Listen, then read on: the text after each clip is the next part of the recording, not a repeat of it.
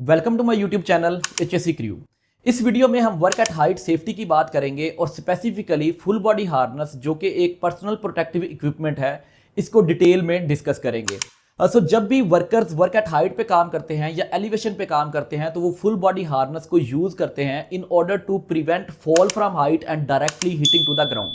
According to the standards, अगर 1.8 metre से above elevation के ऊपर workers work at height activity में इन्वॉल्व हो रहे हैं तो उनके लिए ये मैंडेटरी है कि वो फुल बॉडी हार्नेस को प्रॉपरली तरीके के साथ यूज करें और through out the work at height activity 100% tie of को मेंटेन करें।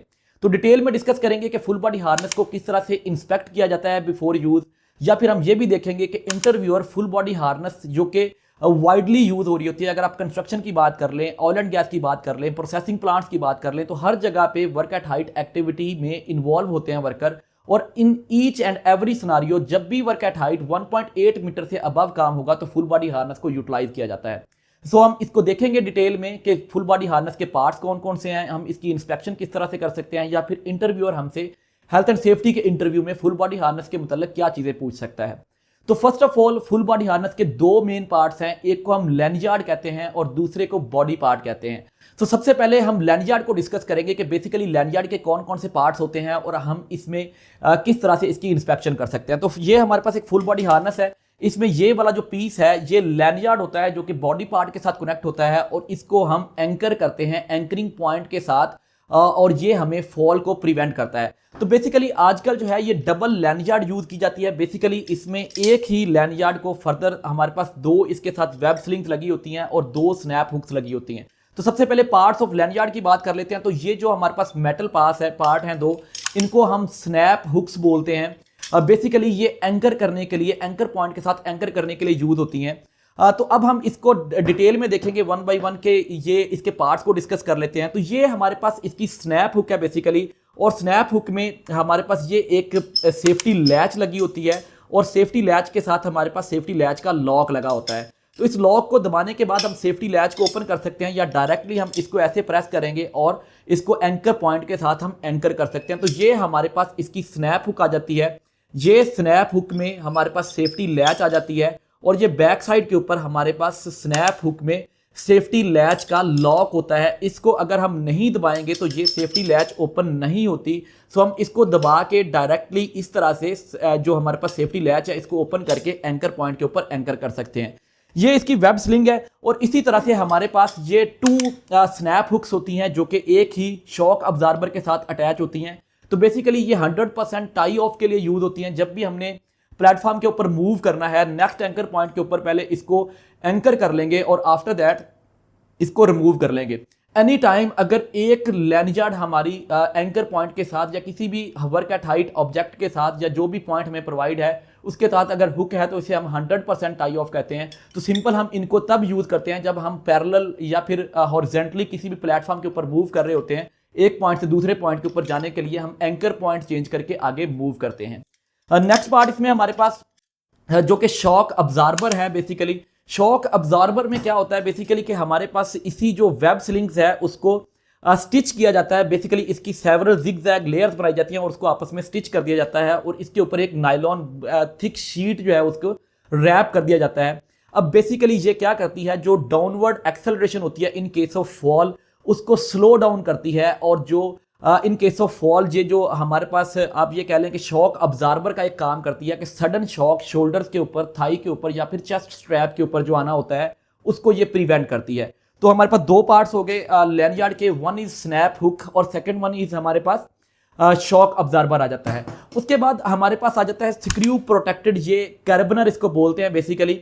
अब इस कैरबनर में क्या है कि ये जो डी रिंग होता है बॉडी पार्ट का उसके साथ अटैच होता है। ये इसका स्क्रू है, इसको हम अनवाइंड करेंगे और उसके बाद हम इसको इस तरह से ओपन कर सकते हैं। Simple is that. ये जब हम इसको डी रिंग के साथ अटैच कर लेंगे तो इसको हम टाइट कर देंगे और ये एक्सीडेंटली इसको ओपन होने से प्रिवेंट करेगा। तो ये हमारे पास टोटल लैंडयार्ड से रिलेटेड पार्ट थे। अब हम बात कर लेंगे इसकी इंस्पेक्शन की। तो जब भी हमने इसकी इंस्पेक्शन करनी है तो मेक श्योर करना है कि जो स्नैप हुक है इसका लॉक प्रॉपरली काम कर रहा है, इसकी लैच जो है वो प्रॉपरली मतलब कि टेढ़ी मेढ़ी नहीं है, इसके ऊपर कोई क्रोयन नहीं है, क्रैक मार्क्स नहीं है, और ये इसका स्प्रिंग जो है वो प्रॉपरली काम कर रहा है। मतलब जैसे हम इसको छोड़ते हैं यहाँ पे तो ये वापस आ जाती है। इसका लॉक प्रॉपरली काम कर रहा है कि नहीं कर रहा। इसकी जो हमारे पास नायलॉन स्ट्रैप्स आ जाती हैं, इनके ऊपर कोई वेयर एंड टियर के मार्क्स तो नहीं है, कट्स तो नहीं लगे हुए, केमिकल बर्न्स तो नहीं है, यहाँ पे कोई मतलब कि फायर बर्निंग के मार्क्स तो नहीं है, शेयर स्ट्रेच पुल्स या फिर जो फाइबर्स हैं इसके ऊपर टूटे फूटे तो नहीं है। तो ये चीज़ हम इसको इंस्पेक्ट करेंगे। उसके बाद हम स्टिचेस को मेक श्योर करेंगे कि जितने भी स्टिचेस हैं ये उखड़े हुए तो नहीं है, डैमेज तो नहीं है, और जो हमारे पास शॉक एब्जॉर्बर है ये कहीं से डैमेज तो नहीं है, वियर एंड टियर के स्ट्रेस के इसके ऊपर मार्क्स तो नहीं है। अगेन जो हमारे पास कैर्बनर है इसके ऊपर कहीं पे कोरियन ओरियन या फिर कोई स्ट्रेच मार्क्स जो है वो इसके ऊपर नहीं होने चाहिए जब भी हमने फुल बॉडी हार्नेस को यूज करना है। तो सेकंड पार्ट हमारे पास जो फुल बॉडी हार्नेस का आ जाता है वो हमारे पास बॉडी पार्ट है बेसिकली। और बॉडी पार्ट में सबसे पहले आ जाता है डी रिंग। डी रिंग के साथ बेसिकली ये कैरिबनर जो है ये अटैच हो जाता है। हम देख लेते हैं, इसको हम डायरेक्टली अनवाइंड करेंगे। अनवाइंड करने के बाद इसको हम इस तरह से ओपन करेंगे और ये जहां पे इस तरह से अटैच हो जाएगा और अगेन हम इसको टाइट कर देंगे। अब ये जो हमारे पास लैनियार्ड है ये बॉडी पार्ट के साथ अटैच हो गई है। अगर हमने इसको रिमूव करना होगा तो पहले हम इसको अनवाइंड करेंगे, अगेन इसको ओपन करेंगे और यहां से हमारे पास से ये बॉडी पार्ट जो है ये अलग हो जाएगा। अब इसको हम बैक पैड भी कहते हैं। ये जो कंस्ट्रक्शन सी है ये हमारे पास होल्डिंग बकल भी इसको बोलते हैं, बैक पैड भी बोलते हैं। ये जो प्लास्टिक का ब्लैक कलर का आपको नजर आ रहा है, और ये हमारे पास जो है ये स्पेसिफिकली डी रिंग आ जाता है। तो इसी तरह से हमारे पास इसकी डिफरेंट स्ट्रैप्स हैं। डायरेक्टली स्ट्रैप्स में हमारे पास शोल्डर स्ट्रैप्स आ जाते हैं, थाई स्ट्रैप्स आ जाते हैं, चेस्ट स्ट्रैप्स आ जाते हैं। मेटल बकल से सारी अलाइनमेंट होती है, चेस्ट स्ट्रैप्स की भी, शोल्डर जो स्ट्रैप्स हैं हमारे पास और जो थाई स्ट्रैप्स हैं इनको डायरेक्टली हम बकल्स को इस तरह से आपस में कनेक्ट कर सकते हैं। तो अभी हम देखेंगे बेसिकली कि हम इसको यूज किस तरह से करेंगे।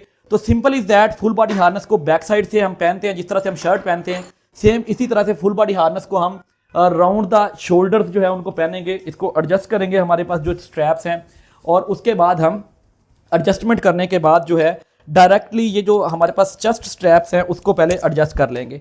आफ्टर दैट हमारे पास थाई स्ट्रैप्स आते हैं और थाई स्ट्रैप्स को हम डायरेक्टली बिलो द लेग जो है या अंडर द थाई उसको हम गुजारेंगे, और आफ्टर दैट उसको भी हम बकल अप कर लेंगे, सिंपल जैसे हमने चेस्ट स्ट्रैप को बकल अप किया था। इसी तरह से वन लेग के बाद सेकंड लेग की तरफ से हम इसको अगेन मतलब कि अंडर द थाई जो है इसको लेकर आएंगे, और अगेन जो ये मेटल स्ट्रैप है, मेटल बकल है, इसको टाइट कर लेंगे। और इसी तरह से हम चेस्ट स्ट्रैप को एडजस्ट कर लेंगे। हमारे पास जो थाई स्ट्रैप्स हैं ये भी हमारे सामने आ जाएंगे, मतलब प्रॉपर तरीके के साथ आ जाएंगे।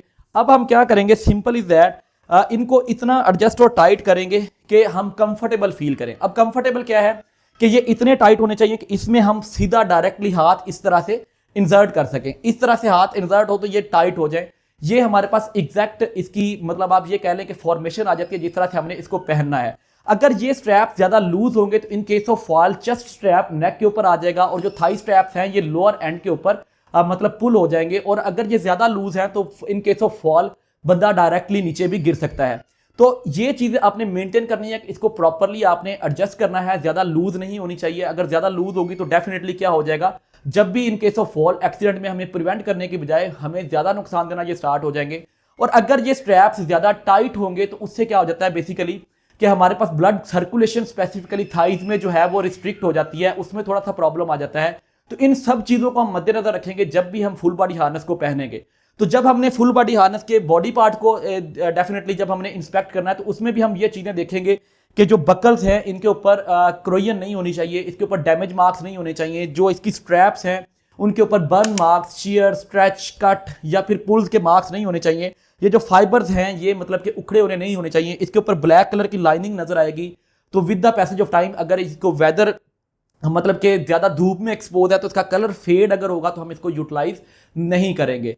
सो मेक श्योर करेंगे कि सारी चीजों को हम यूटिलाइज करें, और इसके ऊपर प्रॉपर इसकी लेबलिंग है, प्रॉपर इसके ऊपर सारी इंफॉर्मेशन प्रोवाइड की गई है। लैंडयार्ड से रिलेटेड जितनी भी इंफॉर्मेशन होती है वो इसके जो हमारे पास शॉक अब्जॉर्बर है उसके ऊपर मैन्युफैक्चरर के बारे में बताया जाता है, इसकी लोड कैपेसिटी के बारे में बताया जाता है, बाकी चीज़ों के बारे में बताया जाता है। और इसी तरह से जो हमारे पास बॉडी पार्ट है इसके ऊपर भी टैग लगा होता है, वो भी हम देख लेते हैं। उसके ऊपर सारी इसके बारे में इंफॉर्मेशन दी जाती है कि ये किस चीज़ का बना हुआ है, कि कौन सा इसमें मटेरियल यूज हुआ है, इसकी मैन्युफैक्चरिंग डेट क्या है। तो बेसिकली कंस्ट्रक्शन साइट पे जब भी हम फुल बॉडी हार्नेस को यूज करते हैं तो मैन्युफैक्चरिंग डेट के 5 ईयर तक हम कंस्ट्रक्शन साइट के ऊपर जो है इसको यूटिलाइज कर सकते हैं। ऑयल एंड गैस में अगर हम यूज करेंगे तो मैन्युफैक्चरिंग डेट के 3 साल तक हम इसको यूटिलाइज कर सकते हैं। तो ये इन्फॉर्मेशन भी फुल बॉडी हार्नेस के ऊपर टैग के ऊपर प्रोवाइड की जाती है। अभी हम इसका टैग देख लेते हैं। बेसिकली तो सिंपल इज दैट, किसी भी स्ट्रैप के ऊपर ये टैग जो है उसको स्टिच किया जाता है, जैसा कि यहाँ पे ये टैग स्टिच किया गया है। इसके ऊपर सारी इंफॉर्मेशन दी गई है कि ये बेसिकली इसका पॉलीएस्टर 100% पॉलीएस्टर का इसका मटेरियल है। इसकी वेट कैपेसिटी बताई गई है 25 किलो न्यूटन, इसकी मतलब कि वेट बेयरिंग कैपेसिटी है इसकी। तो इस तरह से हमने A to Z work at height से पहले अपनी फुल बॉडी हार्नेस को प्रॉपर इंस्पेक्ट करना है कि इसके जो स्ट्रैप्स हैं उनमें कहीं प्रॉब्लम ना हो, बकल्स में कोई प्रॉब्लम ना हो, स्टिचेस में कोई प्रॉब्लम ना हो। प्रॉपर इसको हम प्रॉपरली फिट करेंगे ताकि इन case of accidental fall directly ज़मीन को हिट ना करें और सस्पेंड हो जाएं, ताकि हम मतलब कि जो भी वर्कर है उसको प्रॉपरली रेस्क्यू किया जा सके। सो अगर आप अपने पर्सनल प्रोटेक्टिव इक्विपमेंट्स को प्रॉपरली यूज़ नहीं करेंगे साइट के ऊपर, इनको मतलब कि जिस तरह से ये रिकमेंडेड है उस तरह से आप इनको यूटिलाइज नहीं करेंगे, तो ये आपको उस तरह से बेनिफिट नहीं देंगे जिस तरह से ये डिज़ाइन किए गए हैं।